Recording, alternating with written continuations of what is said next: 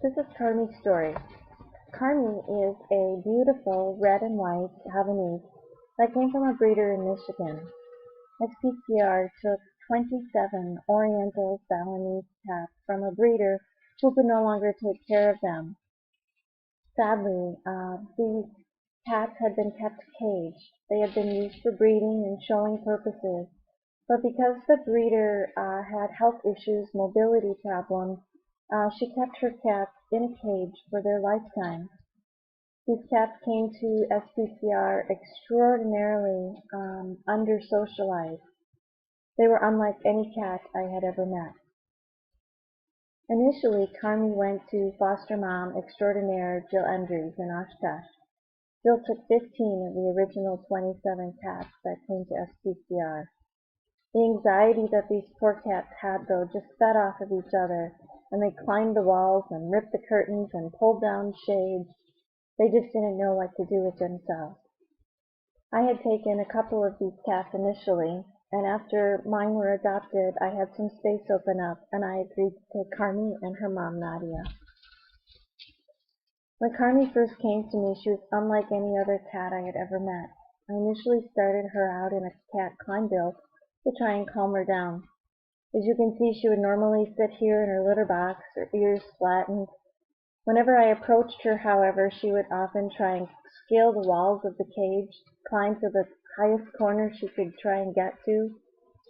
She was terrified. She wanted to get as far away from humans as she possibly could.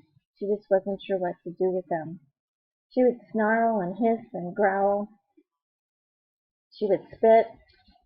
She would use her claws, which were really long, and she would act like she was going to bite you frequently. Carmie made me pretty nervous. I'd never met a cat so terrified. I'd met feral cats. I'd met barn cats. Cats that just preferred not to be around humans. But for a domesticated, gorgeous cat as this, that just didn't know how to be a cat, that didn't know how to be loved, it was the saddest thing I'd ever seen. After about a week, Carmie still hadn't started to eat, and I was getting pretty nervous. So after talking with Jill, we decided we have to risk trying to get her in a containable space, try and administer some fluids, try and administer an appetite stimulant. Let's just say that backfired royally, and I have the scars today, still reminding me of Carmie's initial journey. She was going to have nothing to do with me, none of that. As some of my fosters got adopted, I moved Carmie into one of my bedroom foster spaces. I really wanted her to try and learn to adapt and grow. I have a catwalk in this room that goes all the way around the upper border of the room. And Carmie immediately settled herself up high. As you can see, she got as far away from us as possible. Her ears were still flat. She cowered in the corner. She still wanted absolutely nothing to do with humans. Gradually, and I mean really, really gradually, you can see her start to take just a little bit of curiosity up. Her ears aren't quite as low. She's kind of looking out a little bit more. Every day we would spend hours and hours just talking to Carmie. I would read my students' papers to her out loud. I would read her a novel. I would bring in my guitar and I would sing songs. Anything that would just help entertain Carmie, get her to know my voice, get her to know the sounds of a normal household, just try and get her used to people a tiny bit at a time. Here Carmie started to take just a little bit more interest. She started to take her head, and she'd sit in the corner. The bed was underneath here, and she would peek on over the edge. And at that point, I knew that Carmie was at least paying attention to me. And she started to take just a little bit of interest in what we were doing. And then one day, all of a sudden, Carmie jumped down. Here she is on the top of the desk. I was sitting on the bed, and I was reading aloud to her, and all of a sudden, there she came. She jumped down from the catwalk and down onto the top of the desk, and she took one step forward, and then one more. And Carmen figured out that if she jumped just a little bit further, she could get down from the top and she could interact with the humans.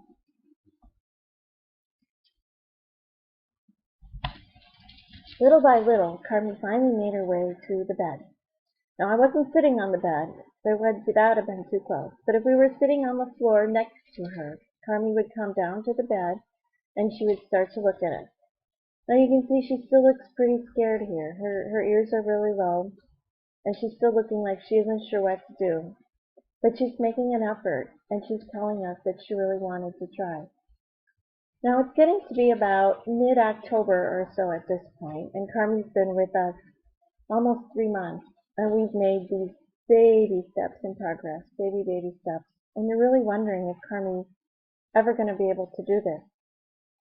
And my friend and foster mom, Mary, she got us in touch with a woman named Ann Smith, and Ann was a cat communicator. And by sending Ann Carmie's photograph, Ann was able to somehow touch in, communicate with Ann on some metaphysical plane over a period of space. And Ann was able to talk with Carmie, get responses from Carmie. And Carmie and her mom, and two of the other Balinese that I had, and one of Mary's fosters, and a foster Linda had up in Green Bay. Somehow they all started some group therapy. And Carmie responded. I can't explain it, and there's no way I can understand how it all worked. But somehow Carmie responded, and she continued to make little baby steps forward.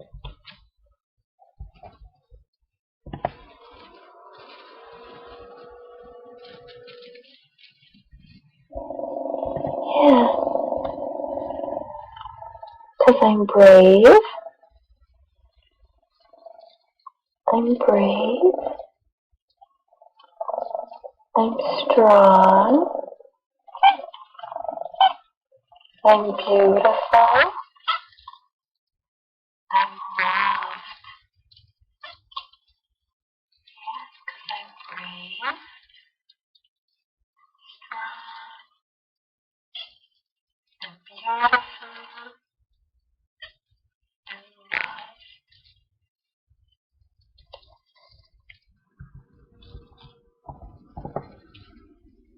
Every day, I would repeat that mantra to Carmie. Usually you saw her, she's hiding under the bed.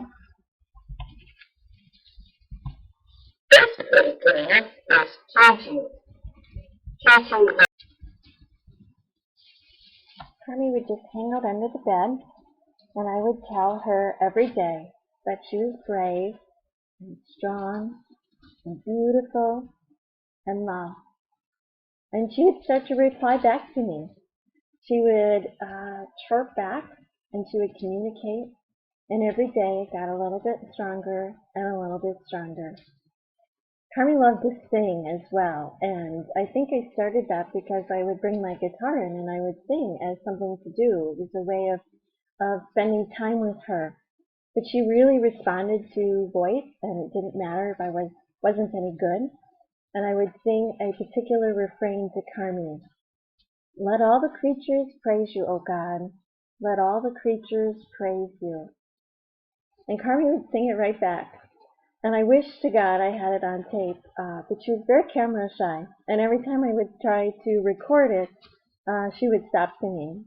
And so I couldn't. Carmie, this is with her, her mom, Nadia, with her on the right. Carmie's on the left. They love the butterfly toy. And so they destroyed their butterflies, but they left feathers on the end of it.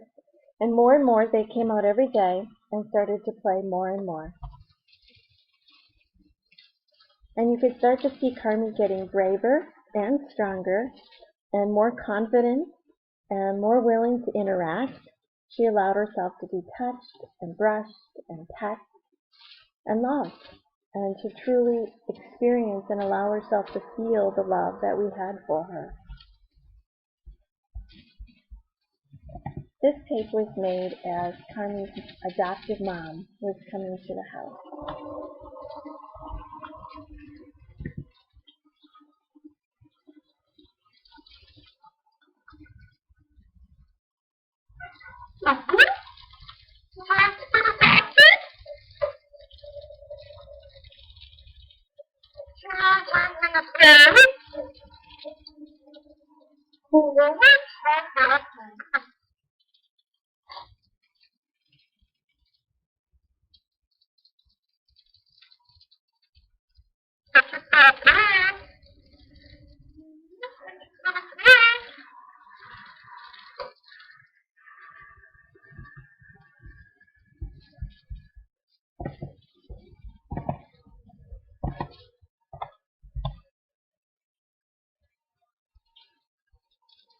My beautiful, confident Carmie,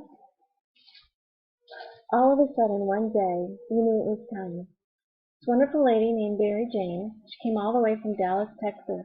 She came to adopt Sammy and Tallulah, two of the other Balinese that I was fostering and had been up on the web page.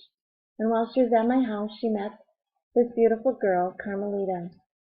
And Carmie stole her heart the same way she had stolen mine. And so Mary Jane asked if she couldn't adopt all three. And so this wonderful, precious child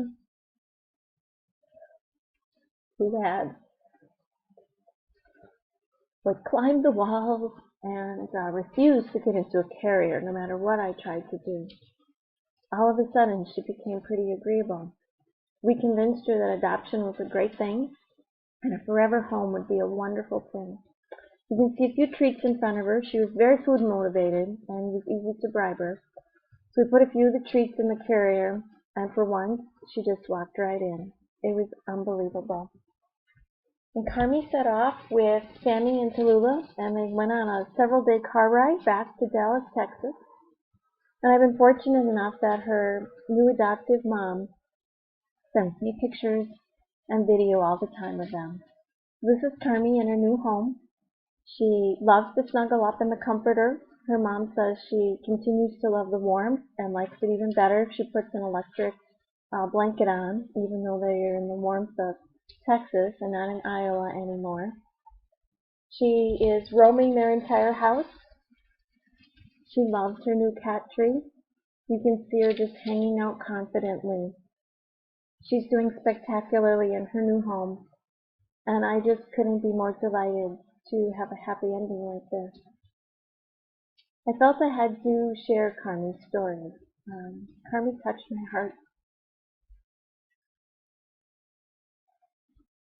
It was truly a time where I didn't really think that Carmie would ever be able to get adopted.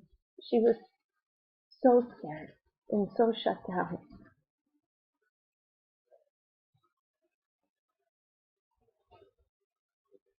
Carmie taught me what love and perseverance can do.